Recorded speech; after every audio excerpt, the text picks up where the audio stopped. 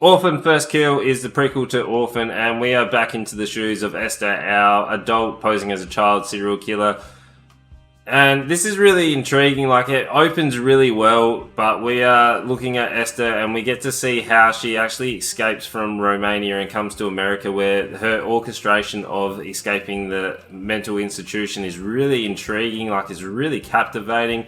And it's really creative in terms of how she escaped. Like, it's a little bit creepy. Like, the whole thing's probably a little bit creepy, but her actual transition from the mental institution into the American family is really good. And probably for the first half of this film, it's really intriguing to see her integrate herself into a family, where you can see the family is a little bit more suspicious this time, where everyone's probably a little bit more on their toes. It's interesting to see how she's navigated her way across, because she's posing as the missing daughter to this family, so that's like a different twist again, rather than just being adopted like she was in the first film.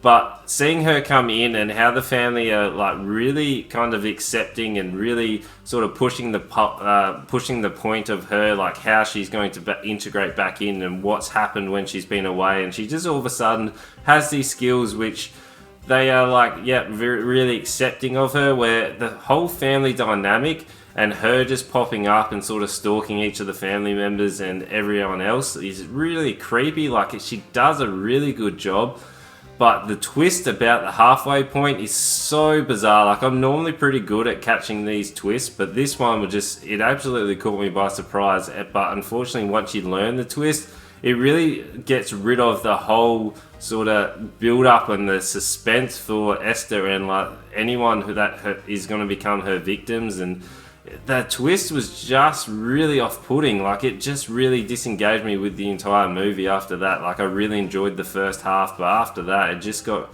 a little bit too ridiculous. Like, they got away from the horror suspense. I know that they probably can't, because it is a prequel, and like you already know the twist that's going to sort of come in terms of she's actually an adult rather than obviously the child that she kind of looks like.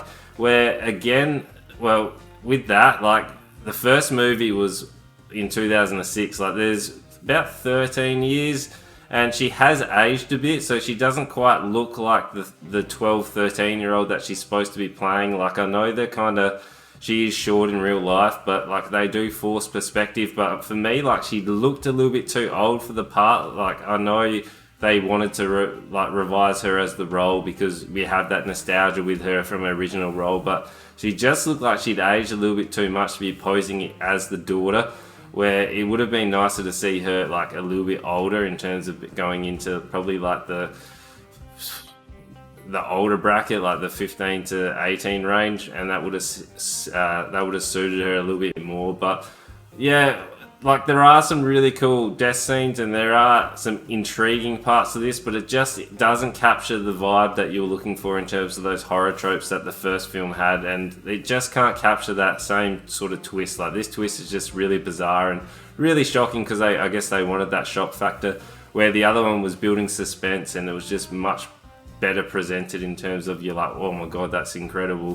Where I guess it's kind of like a one-off movie, kind of like if The Sixth Sense they tried to do a prequel or a sequel to that, like it wouldn't work. It's kind of like this, where I did enjoy the movie, like I didn't mind it, like I wasn't sitting there going, oh my god, this is amazing. Like, I just enjoyed it, but that twist was like, all of a sudden it just became ridiculous. So for me, it's like a 3 out of 5, and that's being generous, just because it is shot well. Like, the cinematography and everything is good for it, but it's just the twist and the reveal and the horror isn't quite there like it is in the first movie. So if you want to watch an Orphan film, watch the original, where this one you could probably skip and not miss anything. So yeah, you know what to do. Make sure you like, comment, subscribe, and tell your friends.